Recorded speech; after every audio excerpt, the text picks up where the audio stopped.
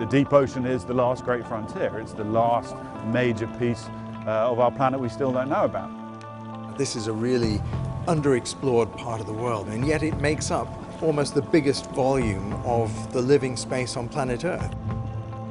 We have 8 million tons of plastic that are leaving land going into the ocean every year.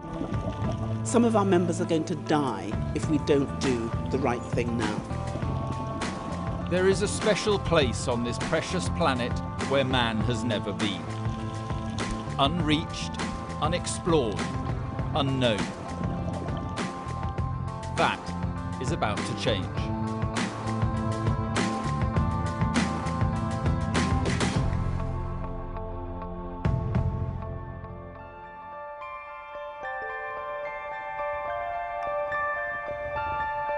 The Earth is mainly ocean. The sea covers more than 70% of the planet's surface. But we know little about much of it, little about the life it supports. The underwater kingdom is largely a mystery. More than 3/4 of it has never been mapped or surveyed, and this place holds a special interest for scientists. It's why, in a programming first, we're taking you 300 meters below into the least known and least protected waters to the Aldabra Atoll, part of the Seychelles in the Indian Ocean, for 3 live 1-hour broadcasts. On or close to the surface, it is a wondrous paradise of diversity, where creatures survive and thrive. But deeper still, we can only wonder what life forms exist. Some we will know, and some we certainly won't. This is a really underexplored part of the world. In fact, not just the Indian Ocean as a place, but the zone of the water that this expedition is going to be exploring is one of the least known parts of the world ocean, and yet it makes up almost the biggest volume of the living space on planet Earth. So here we have this layer of water which is just below the sunlit zone, but it's in this twilight world where animals are shadows or they're seen only by the flashlights on their bodies that are bioluminescing. We just don't know what's going to be there, and we can be certain that we're going to find dozens, if not hundreds, of new species. Man may never have been here, but his impact is felt nevertheless, and the signs are not good. Poor thing is tangled up in, it's like fishing gear probably. Species that need our protection instead become entangled in the deadly detritus deposited by humans, who all too often give not a thought to the consequence. It's gone through the bone here as well. The lagoons here offer breeding ground and nesting for this precious species. Life is fragile enough without the harm done by humans. It is a constant battle to survive. It is nature's way. But the real danger is unquestionably man-made. Here, plastic is the enemy. We have 8 million tons of plastic that are leaving land going into the ocean every year, and as a result we've now got over 5 trillion pieces of plastic floating on the surface, and most of them are this big. They are microplastics, and rather than it being these islands out there, really it is a fine soup of these pieces that are basically impossible to pick up. We can only account for a tiny fraction of that 8 million tons going into the ocean actually on the surface. So the big question is, where is the rest of that plastic going? And we expect it's sinking.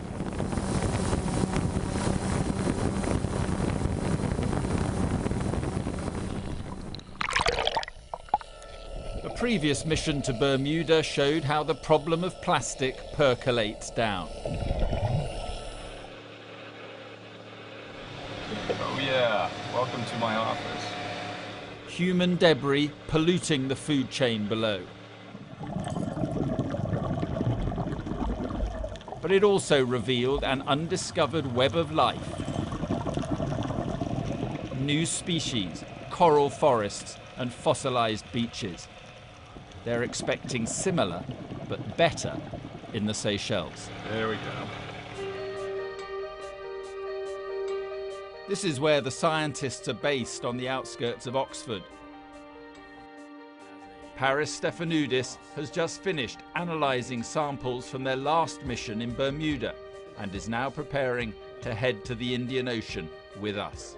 So does this encourage you when it comes to what you might find in the Seychelles? I think we're actually going to find many more new species and new environments in Seychelles, and the reason for that is, if you imagine Bermuda, that has been an area that has been studied for over 100 years, and it's a relatively species-poor area compared to the Seychelles. So if you go to the Seychelles, everything below 30 meters is virtually unknown.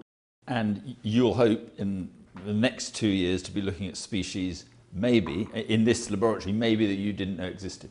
That's probably very, very certain to happen. We already know whenever you go, especially in deep water environments, that's below 200 meters, the possibility of finding new species is very high.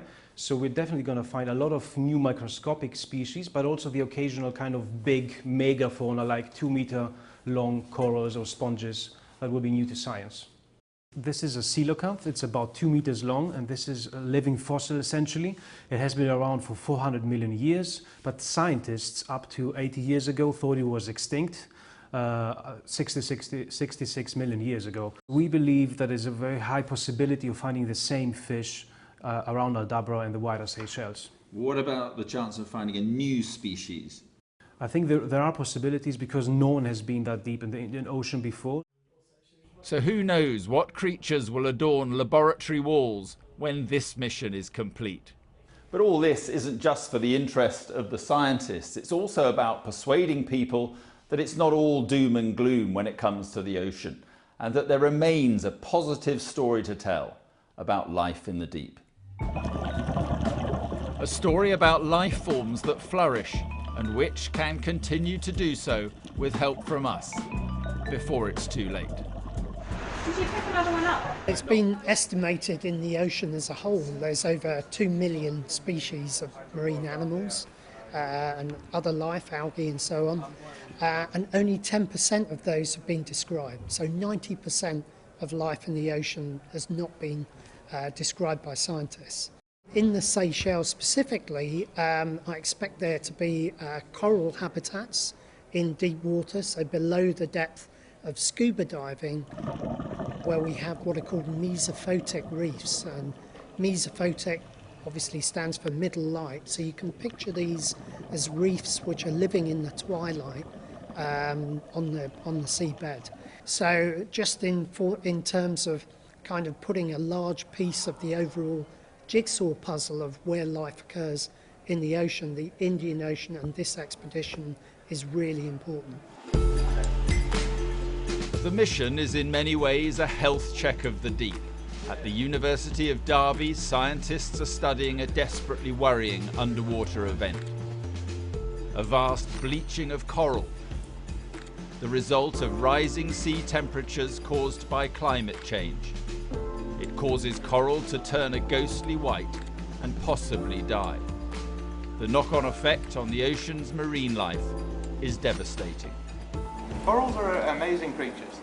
They're pretty resilient in many instances if they're given the right conditions to live in. What happens when you switch those conditions, unfortunately these corals are designed in usually nutrient-poor waters, so they're living on the edge of life, so to speak, and a slight single change can actually have quite a large knock-on effect on a coral and on the whole ecosystem which they make up of. The US Ocean Monitoring Agency has tracked a surge of warm water and the likely damage it does to coral. Their evidence points towards damage occurring exactly where we're heading, the Aldabra Atoll in the Indian Ocean. I've seen near 100% coral cover in many instances all around the world, and it's a beautiful thing to behold. Unfortunately, that is becoming a rarer and rarer event. You have to go further afield, usually to far offshore reefs, to still see this. Coral contains the most diverse ecosystems on the planet. It provides a habitat, a shelter, a food source, and its loss is doing untold damage. The ocean deserves better. It's Southampton, not the Seychelles, but this pool is where our preparations begin. 3, 2, 1. Even inflating my life jacket proves a challenge. But we're being put through our paces in sea survival in case the worst occurs and abandoning ship becomes a reality. Keep an eye on the casualty, especially if he's unconscious. If he stops breathing, potentially you could give him rescue breaths. It looks fun, and it was. Give it a sharp tug. And a botting can anchor the news without a second thought. But getting into a life raft? So elegant. Come on, botting, get in. Let's just say it was a challenge taken on with more enthusiasm than dignity. Okay, next one. You're kidding. She's nowhere near him. On a scale of 1 to 10, how are we doing? Very good, actually. It's not the easiest evolution climbing into a life raft. It's not always a matter of strength. It's having a little bit of technique and being able to get your momentum to climb into it. And I mean, obviously, the amount of time that you can spend in the water is limited. In sort of warm climates where the water might be up to 28 degrees, it's still lower than body temperature, so over a period of time you are going to cool down and lose energy. But yeah, sharks and marine mammals will certainly be a concern. For science correspondent Thomas Moore and the rest of the team, it was all a sometimes nerve-testing prelude to our trip into the unknown.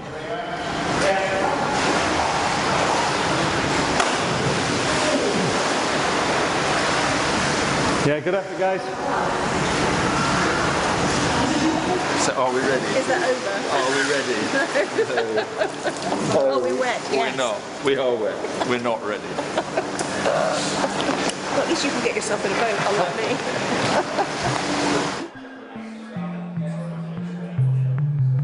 But the success of this trip will depend on the technology. The pictures have to get from our special submersibles to your screen, and we want to give you the best possible view of an underwater world that's never been seen before. That's where these guys come in. Although the lights look steady on these, in fact, on each of these there is an array of LEDs, and those LEDs are switching on and off very fast. And that sends a binary signal, so a digital signal that we can encode anything from video, voice, etc. on each of the submarines and send that to the surface. I think this really is the first time that we've actually achieved this operationally. There are a lot of things that you take for granted above the water on land, like GPS, like your radio, like satellites. None of that works underwater. So we have to work within what we've got. So underwater we've got challenges from pressure, we've got challenges from salt water, we've got challenges from that lack of transmission of electromagnetic wireless waves, and so it means that conventionally we've been working predominantly with sound for doing communications and positioning subsea. To get the pictures from the submarines, we've got 2 cameras that go through all these systems and a vision mixer, and then it's transmitted through the water up to the surface of the boat where we can manipulate the pictures, and that comes through the Bluecom system through the water, and then at that point it's then mixed into the rest of the program, all the other cameras we have on the ship, and then from that point it's transmitted over the system on the ship. Got that? If not, here's how we hope it will happen. The 2 submersibles will sit 300 meters below the ocean, but at that level sea salt, pressure and a lack of electromagnetic waves will stifle any traditional broadcasting. A problem with a groundbreaking solution. A receiver will be lowered between the submersibles and our ship Ocean Zephyr to act as an antenna. LED lights on each of the submersibles will send audio and video information to the platform, which in turn will transmit the information to the mothership by cable, where a satellite link will send our broadcast to your screens. It is time we went beneath the waves.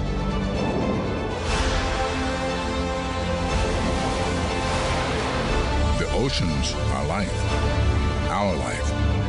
It's a joint effort with the Seychelles and Nekton, who with an A-list endorsement for the mission are clear about what they want to achieve. The heart of our planet. To discover the secrets of the deep before the ocean's demise triggers our home. We've been looking up when we should have been looking down. I mean, we've had this great era of space exploration, and that has pushed back the frontiers of our knowledge. But now we stand at the point where the most important part of our planet, the deep ocean, is the least known part of our planet and the most important part of our planet. Our floating home during filming at Aldabra will be the offshore supply vessel Ocean Zephyr, specially adapted for the trip. The real urgency around it is, we've got a short window of opportunity to try and shift the dial. The scientists are saying, look, we need 30% of the ocean protected by 2030, and we have an opportunity to do it now before we hit too many more points of no return, where the demise of the ocean could mean our demise. The Ocean Zephyr left Bremerhaven in Germany on the 31st of January, travelling through the Mediterranean Sea before going through the Suez Canal and the Red Sea, past the coasts of Yemen and Somalia. Two countries engulfed in conflict and where lawlessness and piracy prevail. And soon it will reach the remote island of Aldabra in the Seychelles. From there, submarines on board will attempt to dive to a depth of 300 metres, the equivalent of the Eiffel Tower. The proximity to lawless Somalia presents a problem of piracy that we pray we don't encounter. It is one reason we will have a security team on board with us. There are concerns of piracy. We've got to work with the crew and with everybody on board because we've also got operations going on underwater. So if something happens during an operation underwater, then we have to work on the correct reaction and a measured response for this. We're just about to conduct the weapons transfer from the weapons platform. That's the rib coming in now. The team kit equipment's coming in around 5 boxes. The guns and ammunition we hope are never used are delivered to the Ocean Zephyr in plenty of time for the mission. So the 2 weapon systems. Piracy is much reduced in the Indian Ocean, but the Aldabra atoll has been attacked before. Far better to be prepared. We've got a few small boats off our port side. Not really interested in us at the moment, they're just fishing. It would be a concern if we seen one of the boats break off and come towards us at speed. But this is a trip about science rather than security. It is about seeking evidence of what a changing climate is doing to our underwater world. It all presents a challenge to politicians that some are rising to, but many are not. The United States will withdraw from the Paris Climate Accord. For instance, America's withdrawal from the Paris Climate Change Accord has caused consternation among environmentalists. The Commonwealth, though, is trying to do its bit with the Blue Charter campaign. How can we make our response to the challenge that we now understand with our ocean dying potentially, how do we make that difference? And so we created the Charter, which pulls together all the global commitments that we have made as an international community into one place and basically says, so now what are we going to do about it? Donald Trump makes a habit of tweeting his scepticism about man-made climate change, and a strong, legally binding international agreement to protect the oceans is proving difficult to put in place. But scientists and many diplomats believe time is running out. We have to respond, and we have to respond now. So our Commonwealth family have no choice. Some of our members are going to die if we don't do the right thing now. We are not inhabitants of these pristine waters, but we are in many ways the custodians. And in that, we may be failing. It is why this mission and the groundbreaking coverage of it is so important. We have a motto in Seychelles which goes like this: our children, our treasures. So if we do not look after the resources that they will have to enjoy when we are gone, then who are we? How do we look at them in the face? Or how do they see our memories? Our children, our treasures. Who knows what treasure of life lies below? It is the goal of scientists to find out, and the mission to bring it all to you is about to begin.